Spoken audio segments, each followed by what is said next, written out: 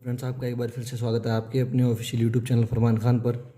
देखिए फ्रेंड, आज का हमारा जो टॉपिक है वो है common histology of alimentary canal या आहार नाल की सामान्य औतिकी। ये सबसे इम्पोर्टेंट टॉपिक है। आगे वाला जो जितना भी चैप्टर है वो सारा का सारा इस टॉपिक के ऊपर डिपेंड करता है, तो ध्यान से देखिएगा फ्रेंड्स, है ना। इससे पहले हम देख लेते हैं हमारा क्या क्या टॉपिक हो चुके हैं, हमने क्या क्या पढ़ लिया अब तक। हमने एलिमेंट्री कैनाल कर रहे हैं, डाइजेस्टिव सिस्टम में हमारा माउथ हो चुका है, ओरल कैविटी हो चुकी है, और इससे पिछली वीडियो हमने फायरिंग्स पढ़ा था। तो अब हमारा जो टॉपिक है वो है common histology of alimentary canal. उससे पहले मैं आपको एक डायग्राम दिखा के कुछ बात बताना चाहता हूँ फ्रेंड्स। देखिए, ये ह्यूमन डाइजेस्टिव सिस्टम होता है। अब इसमें हमारा माउथ हो चुका है, ओरल कैविटी हो चुकी है, फेरिक्स। अब हम जो है ईसोफेगस से स्टार्ट करेंगे, बट उससे पहले हम जो है वो हिस्टोलॉजी जान लेते हैं एलिमेंट्री कैनाल की। हिस्टोलॉजी का मतलब क्या है? अब देखिए फ्रेंड्स, जो फेरिक्स से आगे जितनी भी क्या होती है एलिमेंट्री कैनाल है, आप देख सकते हैं एक ट्यूब लाइक स्ट्रक्चर होती है। तो इसकी हिस्टोलॉजी देखनी है हमारे को, मीन्स इसके अंदर कौन कौन से टिश्यूज़ प्रेजेंट होते हैं वो हमारे को इस वीडियो के अंदर देखेंगे। तो स्टार्ट करते हैं। देखिए फ्रेंड्स, हमारी एलिमेंट्री कैनाल जो होती है वो कुछ इस टाइप की होती है, एक पाइप लाइक स्ट्रक्चर सी होती है। ये मैंने आपके सामने डायग्राम बना रखा है, ये रहा एलिमेंट्री कैनाल या आहार नाल। बीच में से ये क्या होती है? हॉलो होती है, मतलब खोखली होती है एलिमेंट्री कैनाल, है ना।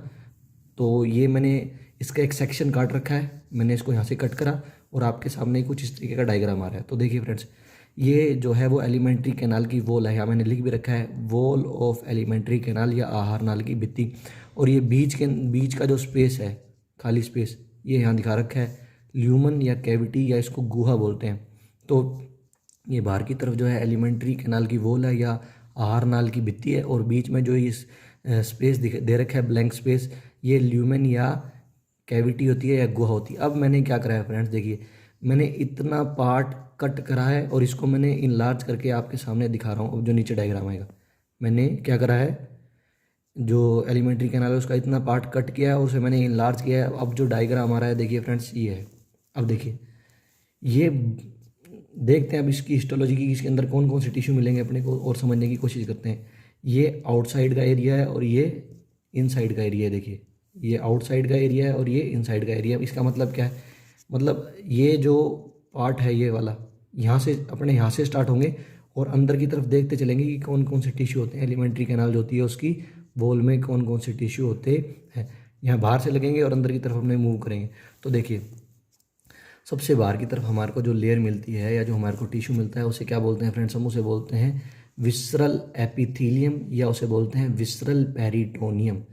ये सबसे बाहर साइड ये जो आपको टिश्यू दिखाई दे रहा है इसे बोलते हैं फ्रेंड्स विसरल एपिथीलियम या विसरल पेरिटोनियम। ये सिंपल स्क्वैमस एपिथीलियम टिश्यू होता है, या मैं कहूँ सरल शल्की उपकला उत्तक होता है। याद रखिएगा फ्रेंड्स, कौन सा होता है ये मैंने सारा कुछ लिख रखा है, मैं आपको बाद में दिखा भी दूंगा। तो ये कौन सा होता है? सिंपल स्क्वैमस एपिथेलियम होता है या सरल शल्की उपकला उत्तक होता है। ये जो सबसे बाहर की साइड हमारे को टिश्यू मिल रहा है। अब इसके अंदर की तरफ चलते हैं, तो हमें जो सेकंड लेयर मिलती है वो सेकंड लेयर को बोलते हैं ट्यूनिका एडवेंटिशिया। हिंदी और इंग्लिश दोनों में सेम ही है, इसको ट्यूनिका एडवेंटिशिया ही बोलते हैं। बाहर की साइड हो गया विसरल एपिथेलियम और या विसरल पेरिटोनियम, फिर सेकंड लेयर जो मिलती है उसे बोलते हैं ट्यूनिका एडवेंटिशिया। अब जो थर्ड लेयर फ्रेंड्स में मिलती है उसे बोलते हैं आउटर लॉन्गिट्यूडनल मसल या बाह्य लंबवत पेशियाँ।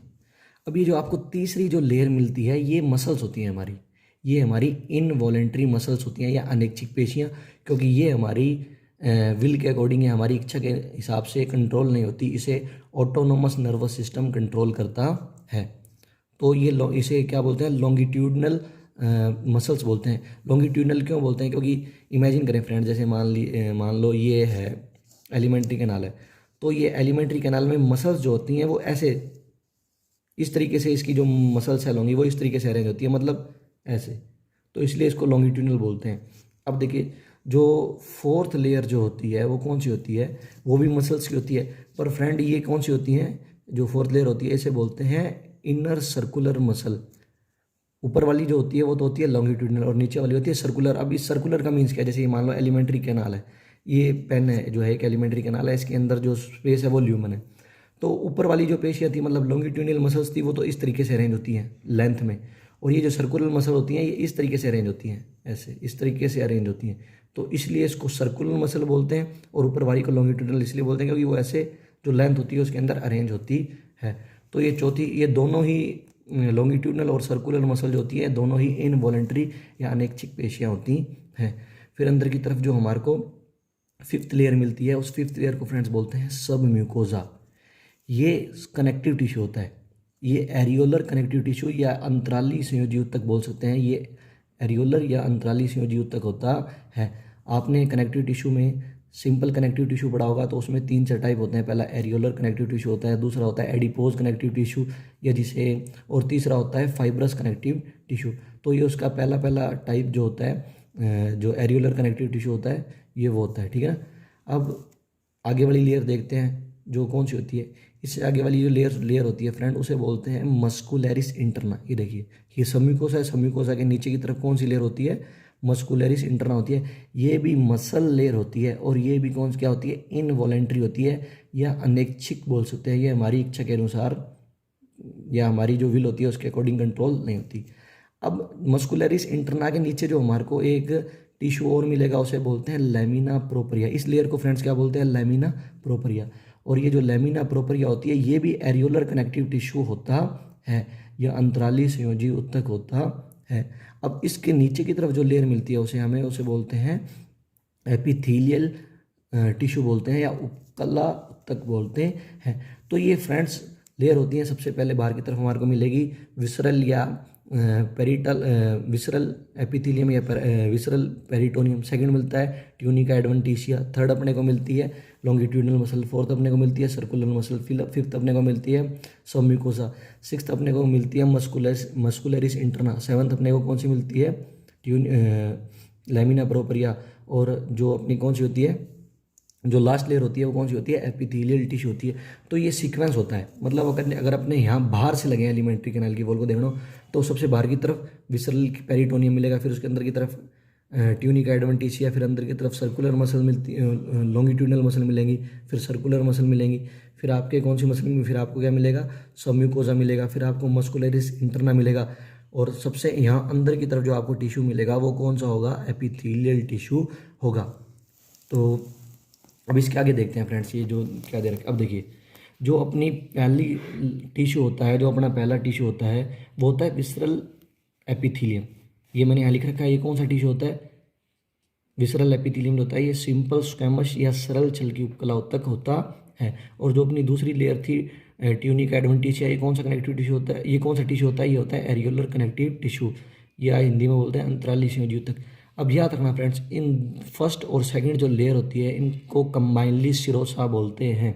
याद रखना, फर्स्ट और जो सेकंड लेयर होती है इनको कंबाइनली क्या बोलते हैं, अपन सिरोसा बोलते हैं। अब देखिए, जो हमारी सेकंड लेयर थी वो कौन सी थी, मसल लेयर थी। तो जो हमारी थर्ड थी वो कौन सी थी, आउटर लॉन्गिट्यूडनल मसल थी, है ना। और जो फोर्थ थी वो कौन सी थी, हमारी इनर सर्कुलर मसल थी। इसको बोलते हैं लंबवत पेशियाँ और इसको बोलते हैं वर्ताकार पेशियाँ।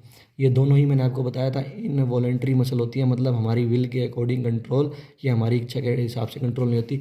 इन दोनों मसल लेयर को कंबाइनली मस्कुलरिस एक्सटर्ना बोलते हैं फ्रेंड्स, याद रखिएगा।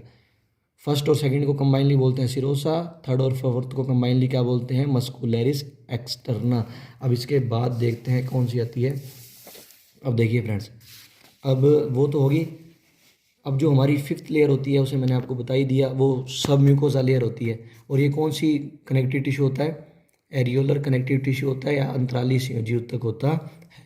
और उसके बाद जो हमारी सिक्स्थ लेयर होती है वो कौन सी होती है, मस्कुलरिस इंटरना। या मैंने अभी आपको डायग्राम में दिखाया था, ये जो हमारी सिक्स्थ लेयर है ये कौन सी है, मस्कुलरिस इंटरना होती है। तो मस्कुलरिस हमारी जो देखिए, जो हमारी सिक्स्थ लेयर होती है, जो हमारी सेवन्थ लेयर होती है और जो हमारी एट्थ लेयर होती है, ये तीनों लेयर कंबाइनली कौन सी लेयर बनाती हैं, म्यूकोजल लेयर बनाती हैं। याद रखना, इन तीनों को कंबाइनली म्यूकोजल लेयर बोलते हैं। अब देखिए फ्रेंड्स, मस्कुलरिस इंटरना जो होती है ये इंटरनल मसल होती हैं, क्योंकि एक्सटर्नल मसल बाहर आ गई। एक्सटर्नल मसल कौन कौन सी हैं, लॉन्गिट्यूडनल और सर्कुलर मसल जो है वो एक्सटर्नल मसल्स हैं। ये भी पेशिया ऊतक ही होता है, या आपने बोल सकते हैं ये इनवॉलेंट्री मसल्स होती हैं, हमारी विल के अकॉर्डिंग कंट्रोल नहीं होती। अब जो हमारी सेवन्थ जो लेयर होती है लैमिना प्रोपरिया जो होती है, वो भी एरियोलर कनेक्टिव टिश्यू या अंतरालीय संयोजी ऊतक होता है। अब जो हमारा एट्थ लेयर होती है वो एपिथेलियल टिश्यू होता है। अब देखिए फ्रेंड्स, मैं आपको एक बात बताता हूँ, हमारी जो पूरी की पूरी एलिमेंट्री कैनाल है ना, हमारी जो पूरी की पूरी एलिमेंट्री कैनाल होगी, चाहे आप ईसोफेगस ले लीजिए, ईसोफेगस वाले पार्ट की हिस्टोलॉजी ले लीजिए, स्टमक की हिस्टोलॉजी ले लो, आप स्मॉल इंटेस्टाइन या छोटी आंत की हिस्टोलॉजी ले लो, आप लार्ज इंटेस्टाइन या बड़ी आंत की हिस्टोलॉजी ले लो, उन सब में जो एलिमेंट्री कैनाल या उनकी जो वॉल होगी उसमें सारा का सारा सीक्वेंस ही होगा। मतलब यही टिश्यू मिलेंगे, बाहर की साइड एपिथेलियल टिश्यू मिलेगा, मतलब विसरल एपिथेलियम मिलेगा, विसरल पेरिटोनियम मिलेगा, अंदर की तरफ ट्यूनिका एडवेंटिशिया मिलेगा, अंदर की तरफ लॉन्गिट्यूडनल मसल मिलेगी, अंदर की तरफ सर्कुलर मसल मिलेगी। बट क्या होता है, थोड़ी थोड़ी ये अलग अलग प्लेस पे इनका मॉडिफिकेशन हो जाता है। जैसे मैं आपको बताता हूँ, अब जैसे जब आप स्टमक का जो क्या आप एलिमेंट स्टमक की आप हिस्टोलॉजी पढ़ोगे तो स्टमक में क्या होगी, एक चीज़ ऐड हो जाएगी, उसके अंदर लॉन्गिट्यूडनल मसल मिलेगी, लॉन्गिट्यूडनल मसल के बाद सर्कुलर मसल के बाद एक मसल लेयर और मिलती है। तो इस तरीके से अलग अलग जगह जाने पर थोड़ा जो एलिमेंट्री कैनाल होगा उसमें क्या हो जाएगा, मॉडिफिकेशन आ जाता है। वो मेरे को मॉडिफिकेशन समझना है। पता लगा फ्रेंड्स आपको? तो ये थी हमारी वीडियो आज की। अगर आपको पसंद आई हो तो लाइक करें, शेयर करें, और इसमें से अगर आपको कोई चीज़ समझ में नहीं आई हो तो आप मुझे कमेंट करके बता सकते हैं ताकि मैं आपको समझा सकूं। ये फ्रेंड्स बड़ा इंपॉर्टेंट टॉपिक है, इसको आप बार बार इसका रिवीजन करिएगा। Thank you.